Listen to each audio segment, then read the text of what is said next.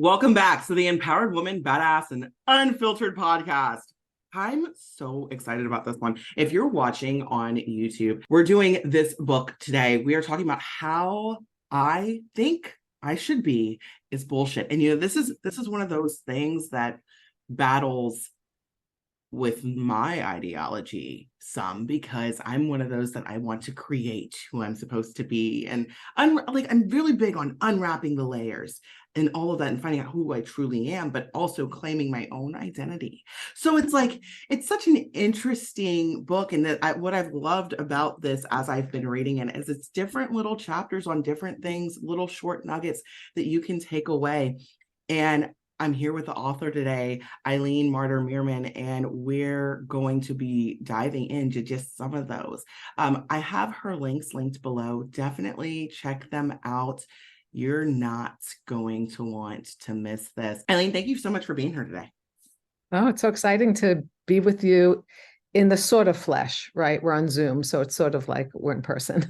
Yes. So, yeah, because we've been communicating through texting. So yeah, Instagram. So it's in the DMs.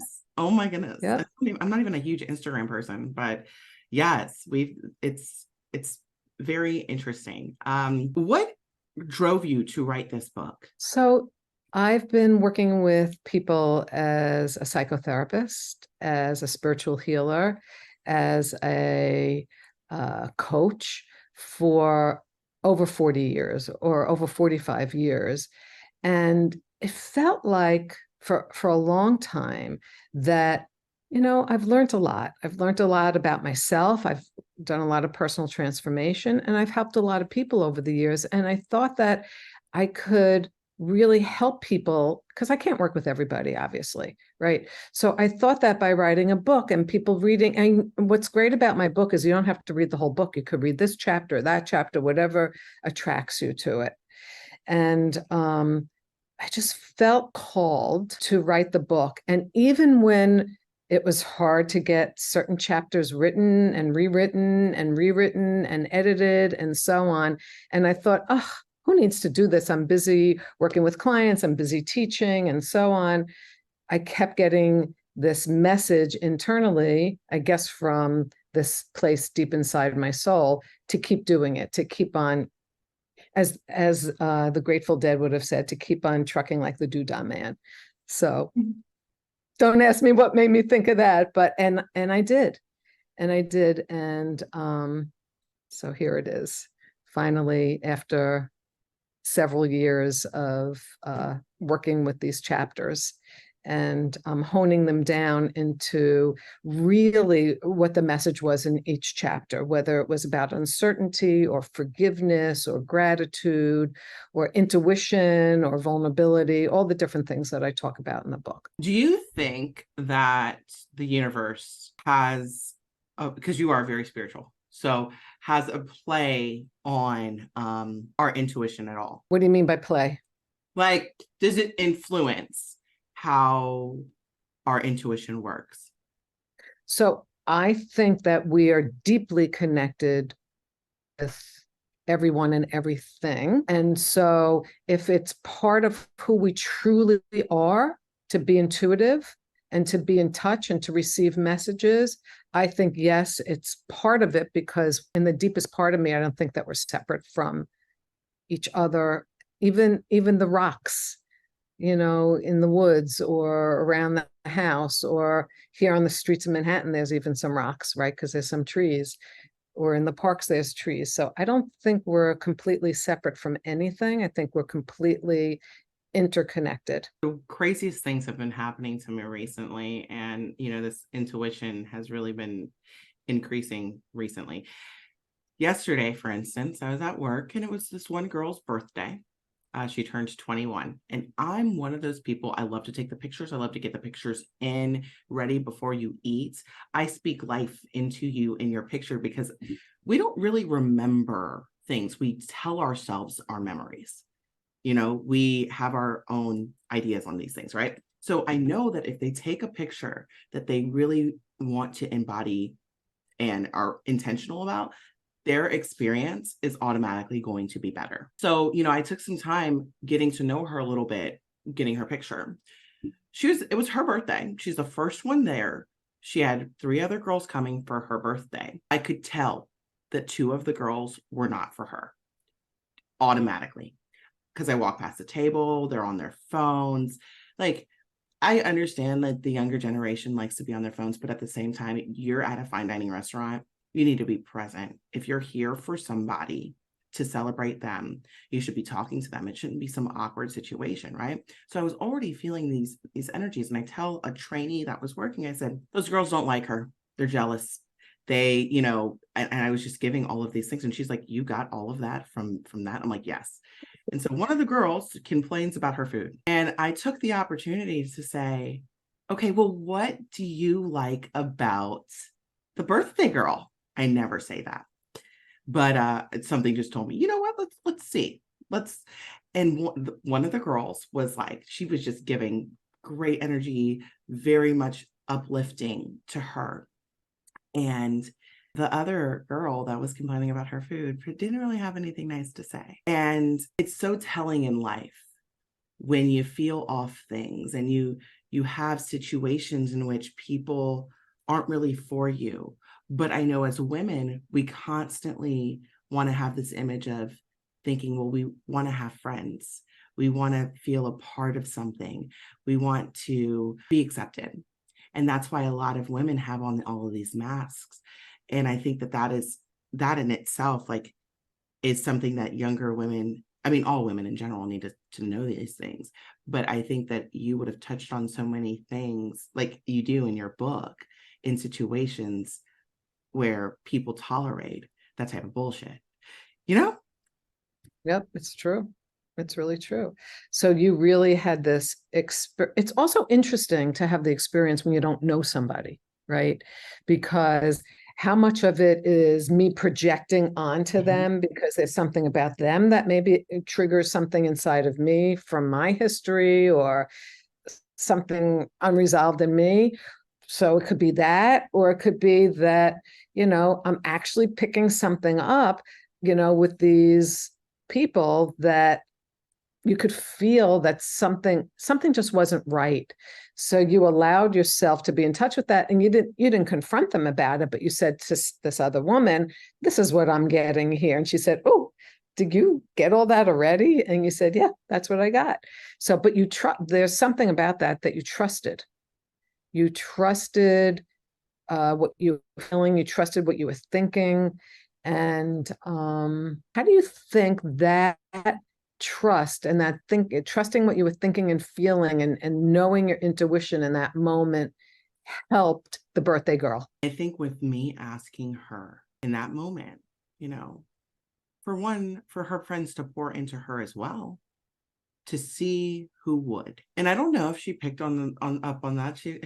She really didn't have that much depth, but right. Hopefully, it did make her, and she did thank me when she left by name, and hopefully it did make her realize who her people were. Because she waited for these girls to show up for her, for like at least 20 minutes. Like, it was just, it's rude. It's her birthday, Yep.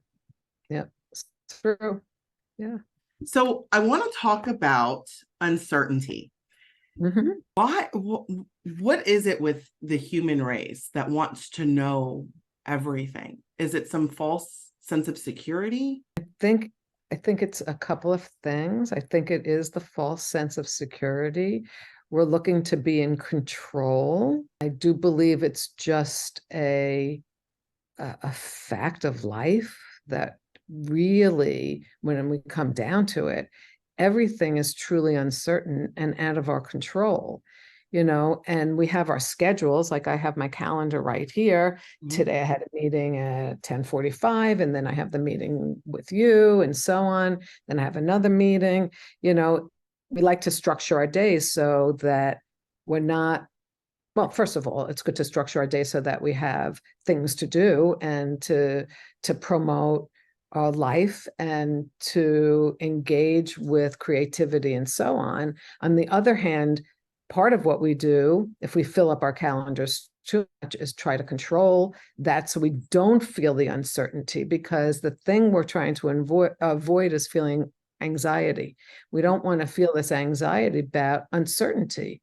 So even before you and I met, even though we've had good contact before this, I was feeling a little bit nervous. And I said, okay. So I sat down, I meditated for a few minutes, and then I was really fine. And really, I was able to get in touch with my excitement about being with you and not knowing where we were going here, because we're being creative, we're free flowing. You read the book, I wrote the book.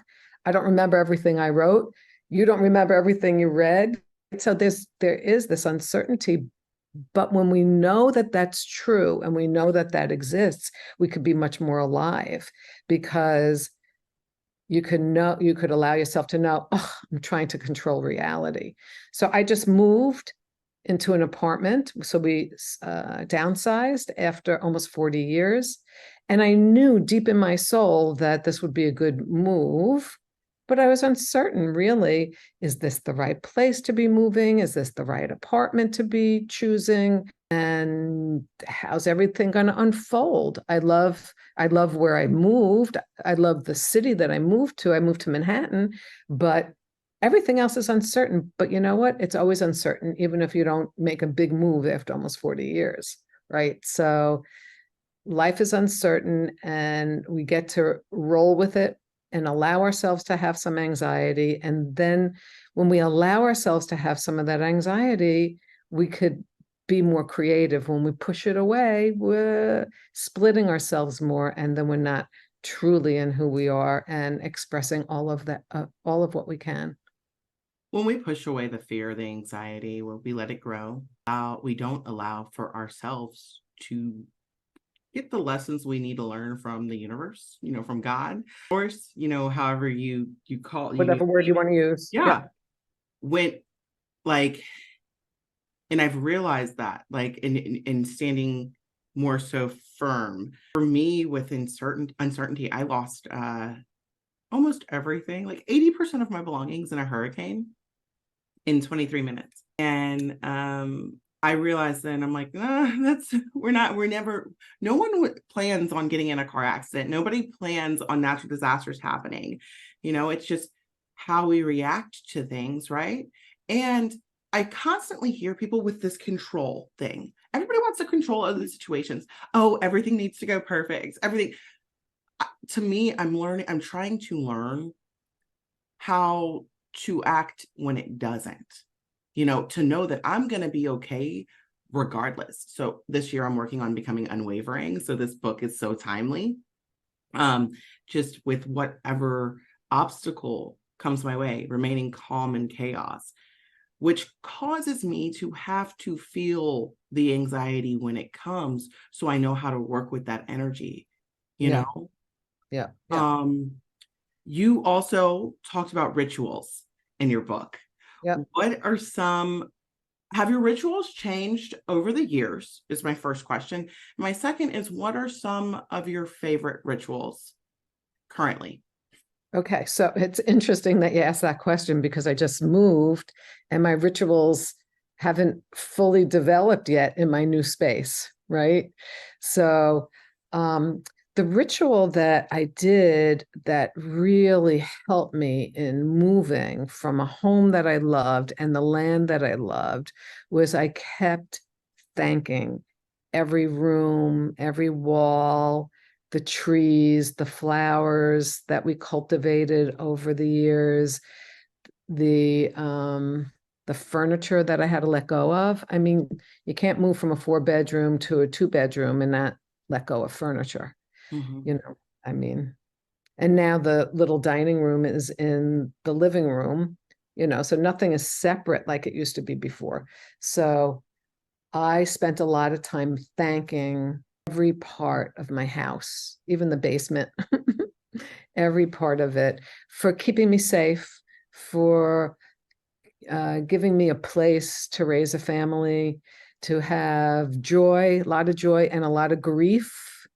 I went through a lot of loss, and to experience that in a safe place. So that was a ritual that I did for I would say at least a month, but it really intensified the last few, I would say the last few days, the last week. Here, what I started to do a little bit, maybe not enough, is have gratitude, because I was feeling so unsettled. Talk about uncertainty in this place. I mean, behind me is a secretary that used to be my grandmother's, so that's been in the family for a long time, even though I painted it. It was mahogany. I painted it green. So I have the security of some things. I have the inner security of knowing that this is what I longed for a long time. And a big ritual I do in the morning, which I'm doing now with you, is I make my jasmine green tea. It makes me very happy.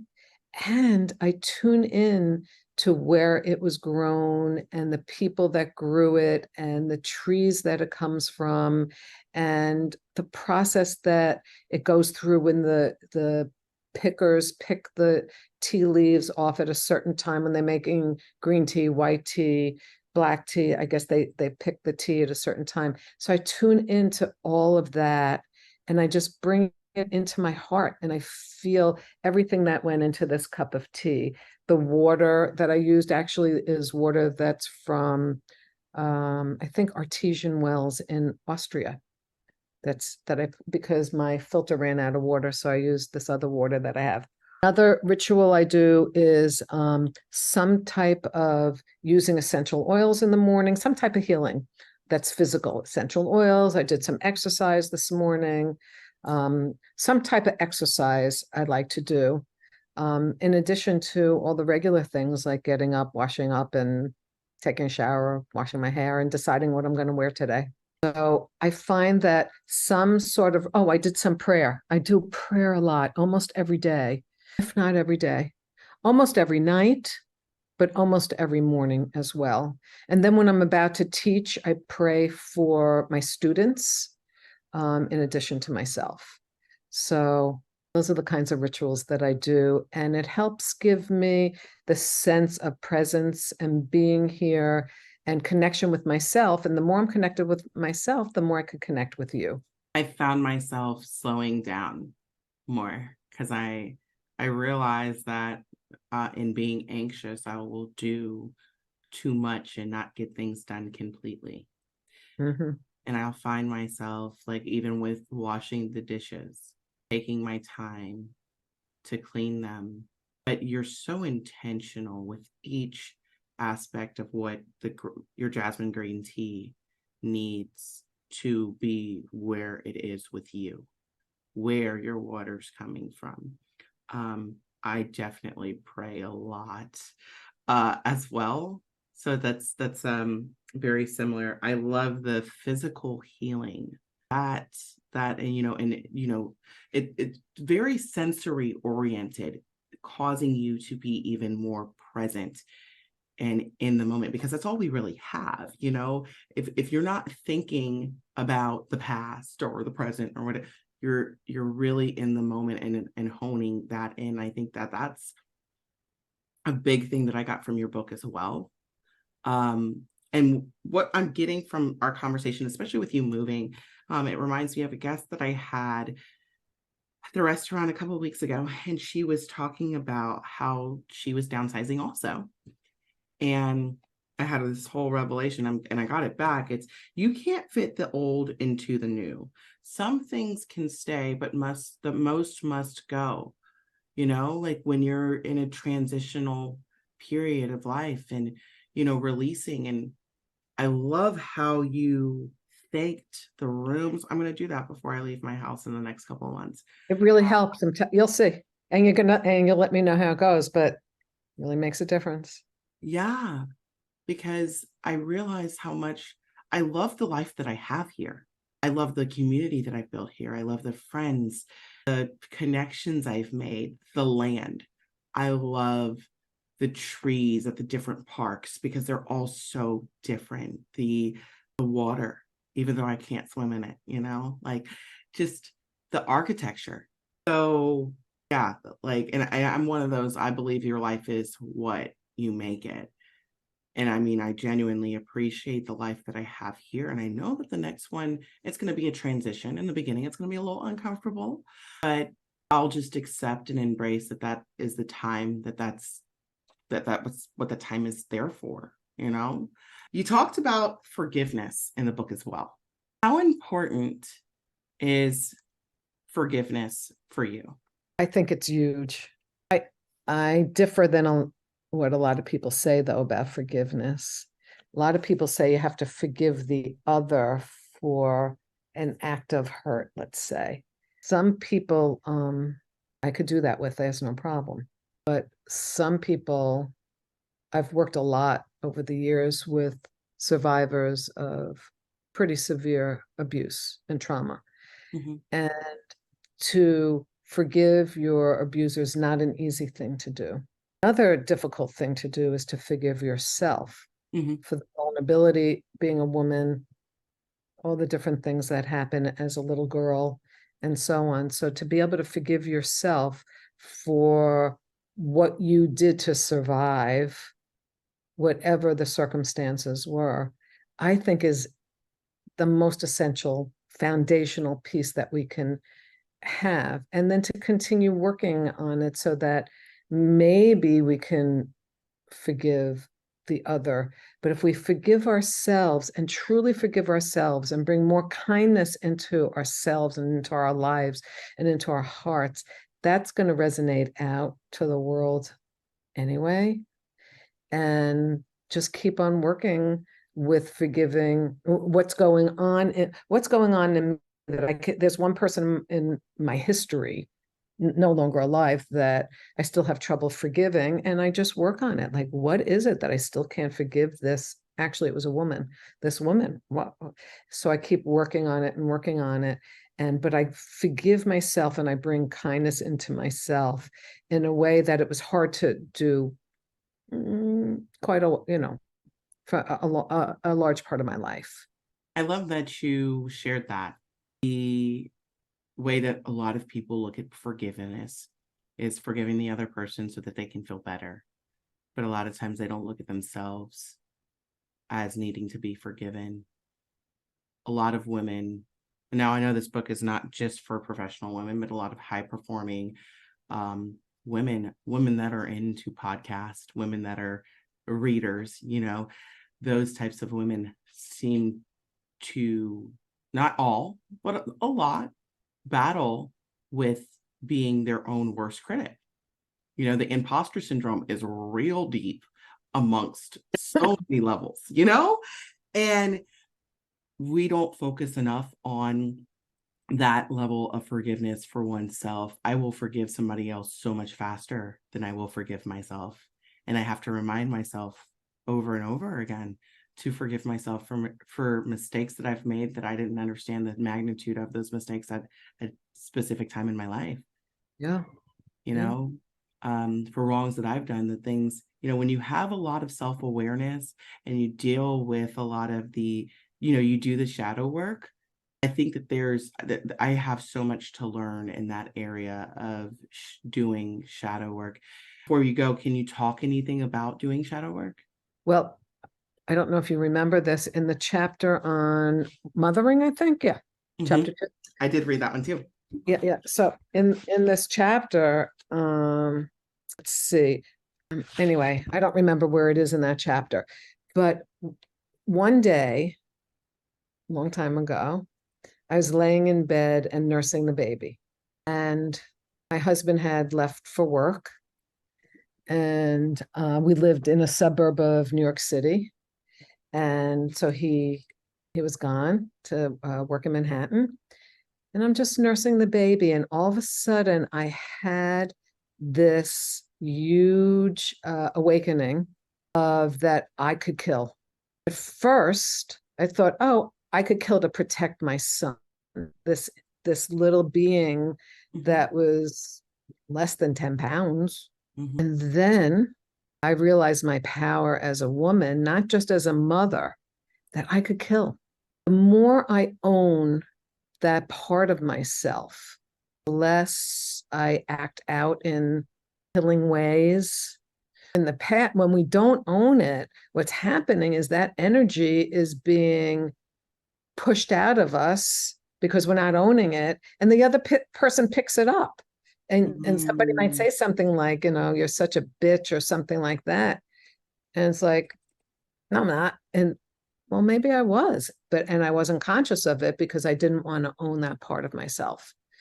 So the more I own these not nice, not good, not holy parts of myself, the more I felt real, the less I acted out, the more loving I've been. And I continue to have to work with that because it's just part of being a human being. And I think it just makes me happier. And I laugh at myself too. It's like, oh my God, here I go again. But it's true. I feel this way about that and feel this way about that one. Or, we get triggered or activated, whatever word you want to use. These glasses are reflecting the light weirdly, all the time. So we have an opportunity. You were saying that the universe provides all these experiences. Well, the truth is the universe provides all these experiences constantly. Life be lifing, okay? Like Wednesday night, I had an employee, our checks were delayed. Paper checks were delayed. She came up to the job and she cursed me out. She threatened that if she saw me outside of work, I was a bitch, that I had no empathy. She had no idea how my husband loved me. I was proud of myself in this moment because I did not get anxiety. I remained calm. I was like, you know what? I thank God for having me work third shift at Waffle House all those years ago. and and dealing with these types of people, because now it's just like, okay, like I was looking at her most of the time. I said, well, FedEx delayed the checks, so they'll be here tomorrow. Like I said, there's nothing I can do. I even called the GM and asked him, like, can I at least just give her money out the safe? And the thing is, everyone working there would have given her something, knowing her situation, if she had been kinder, but she had been vulnerable. If she was real instead of being crazy, but aggressive, came through like, I'm going to take by force what's mine. I'm like, I don't even have access to what your pay was for this pay period because I don't do payroll. It was a very unfortunate situation.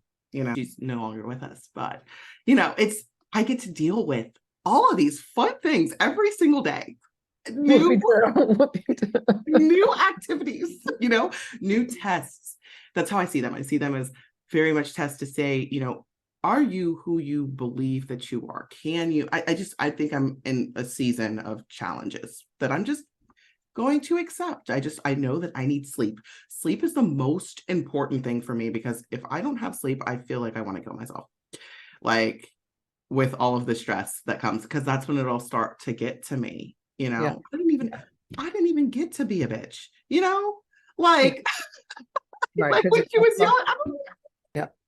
It's the people, and I read this quote, you should be fearful of the ones that can remain calm during those situations, that can control themselves in those situations. You never know people's darkness. And I've played around with it, but I enjoy that you shared that with me. Thank you. Yeah, thank you so much for being here today, guys. If I don't know how much I gotta tell you, go get the book. All right, get the book. The links are linked below. She also, October 7th, Developing Your Intuition is a webinar that she has. There's links to that as well. November 11th, How to Be Vulnerable in Today's World. And there's a few more that are listed below in the show notes. So definitely check them out. Eileen, thank you so much for being here today. Thank you, Olivia. It was a pleasure. It was fun.